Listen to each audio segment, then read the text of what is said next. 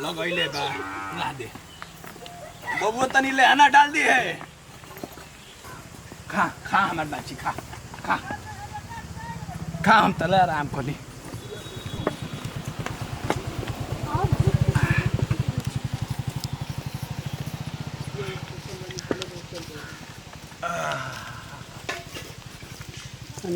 तनी आज ये चैन के नींद मिला था 2 दिन से बड़ा बढ़िया से काम करता न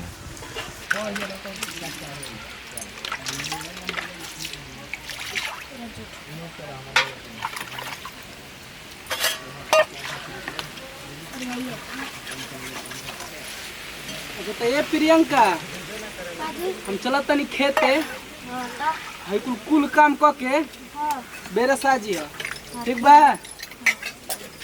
हाँ सुओ केने बरे ओई जे बाटे खोसल बा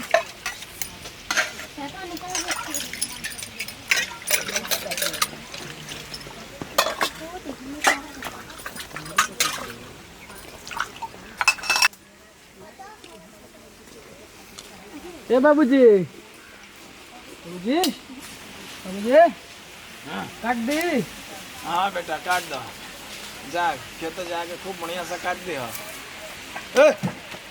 अरे का कट बे रे अरे जोन हरी काटे कहतनी जा तनी खेते अच्छा जोन हरे जा बेटा जा यही तरह एक दिन तू चार काम खत्म हो जाए यही तरह जो जो जो जो घड़ी ते बहुत बोलत रे भाग के देने डेरे आ जाता रहो जो काटिया भैया के डोले हले हनवा बैठो बैठो ये मिट्टी बाहर डाल दिया उन्हें हाँ जो जो जो काट गया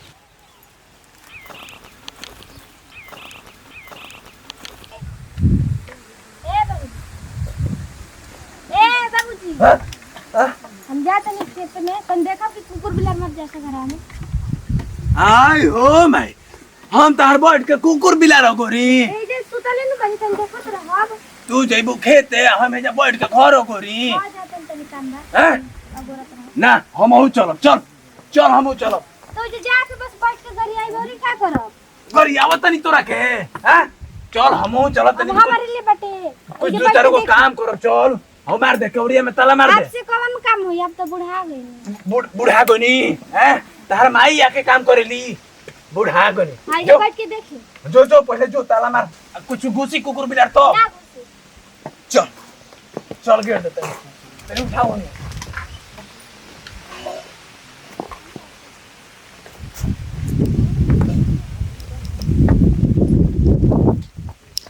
हाँ ठीक बा अब ना घुसी मेरे से ना घुसी अरे ना घुसी क्या कर ठीक बा चल चल चल अरे रहे छोड़ अरे कौन उठा ले जियो संतो चल चल चल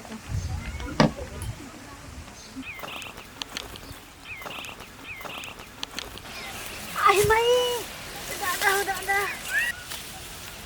अरे कब हिलो तो के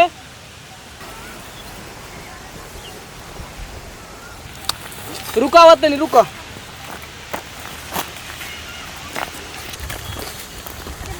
दादा कब हिलो गोवा में काट गड़ गया दादा हो दादा बड़ा तेज दर्द करता आई रे माई बड़ी लगे ना भाई अरे बड़ी बोला तेरे नहीं पूछिए ढेर हो गई बस बस निकल गइल बा अरे माई माई कितना टिकर था फरिया केने गइलो अरे खेते में तो रहले हैं जी हयन अपन खेतवा हो वो तो कहां गइल तो कहां गइल खोज आवाज दो करे के बोला तो तनी आपे बोल दरियो दरिया ए भाई होय का होय कटले आई हो माई होय काट के फेंक देले भाई यही से अरे से काट के कहां गइल हां कहां दरिया दरिया ओने का खुरखुराता हो धीरे करे जी चली ना चलो तो रुको रुको रुको रुको रुको रुको रुको रुका निकाल तनी। आई दादा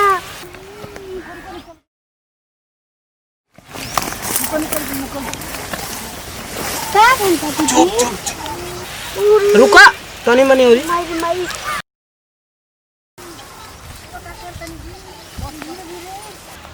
बस बस निकल गइल बा। माई माई कितना टिकट है? बस बस निकल गइल। रुका निकाल दे तनी रुका। अरे झरिया अरे बाबूजी आई हो भाई। अरे होई का करती है। धर ओकरा के धर तो तनी।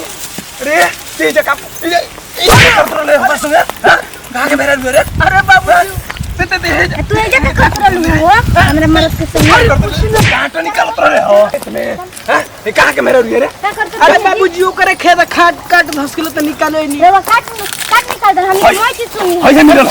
ढेर सुनाला। हई मिलल हो कांटा निकाले खातिर। हैं तू हमर ते हई तोर मेहरारू बोड़ले बिया एगो त अरे बाबूजी कहां के बिया पहिले पूछ लियो करे। तू चली रे। अरे बाबूजी के मारी ले उनकर के हई जब वो ठीक रहतन तो इनकर कौन नजर कहां के पूछ लियो कैसे पूछ लियो हम काट निकाल तनी। कहां के अरे ओकरे खेतवा आई। मारी तारा के अरे बाबूजी हम काट निकाले खातिर अब हम खेत में काम करते हैं। मोय हई भांग देले बड़ी सब पता बटे कौन है गुल खिलाता।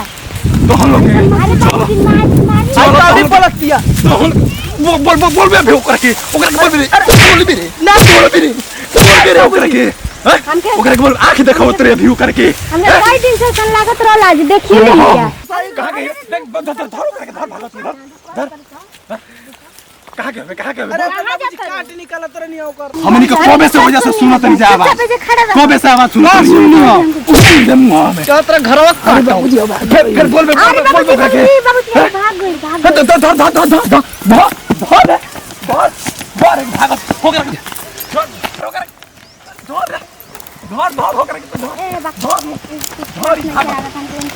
तू चुप रहो बचिया चुप रहो। आवे दे बेरा ओकरा के ए बेरा आवे दे। तू कमन काट निकालत रहले हां हम बुझत नहीं। हम बुझत नहीं कौन काट निकाल। तू बस चुपचाप रहो आवे दे खाली ओकरा के। आज ते बेरा ओकर बुखार छोड़ा दे हम मारी के आ तू बीच में बोलिए मत बेरा। हां ठीक बा आवे दे।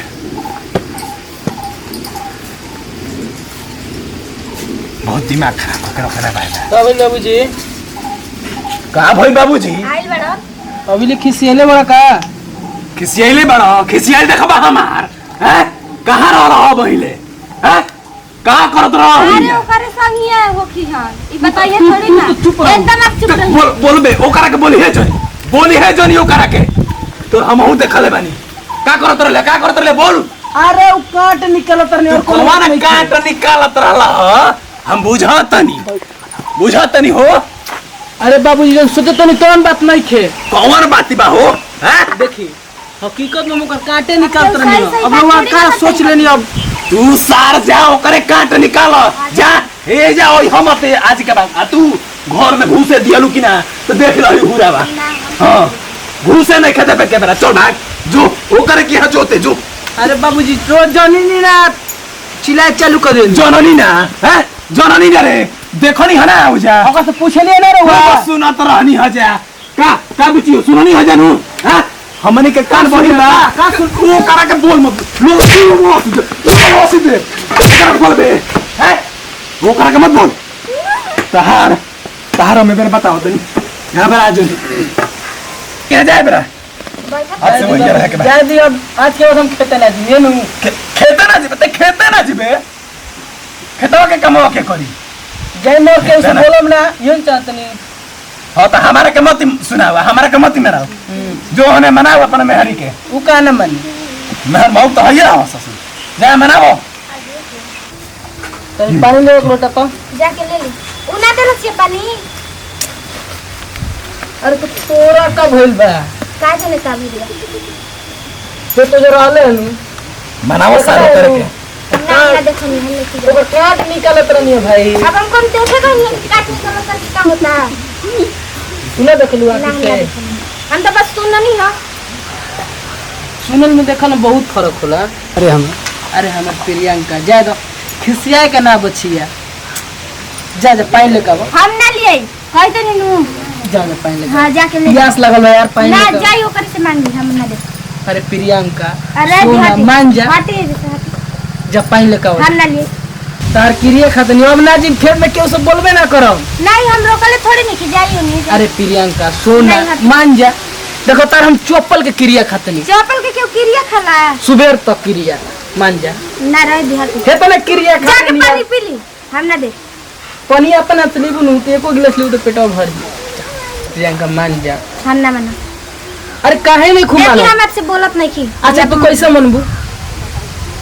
आप ओकरे बोला के लेके आई हम पूछब ओकरे से। वो अपन मन मुंह से कह दी तू मान जीबू? हां हम मान। ठीक बा मोकरो को बोला दे तनी। हां जाए। तनी कोड़ा पानी पिया दो तब न पहले जाए। जाए। रुका मोकर के बोला एक ले आओ तनी। ओने से पानी पी ले। अरे रुका तू तो इजे बेटा गेल हम तारा घरे जात रहनी हां। का खाते? चलो ना तनी घर बाबूजी उ दू खिसिया गेल बड़ी से दोनों गोड़ी। वो का है तो? और ना खेता में तर कटवा निकालत रहनी तो वो देखलू न केतर मरलन बाबूजी हमार।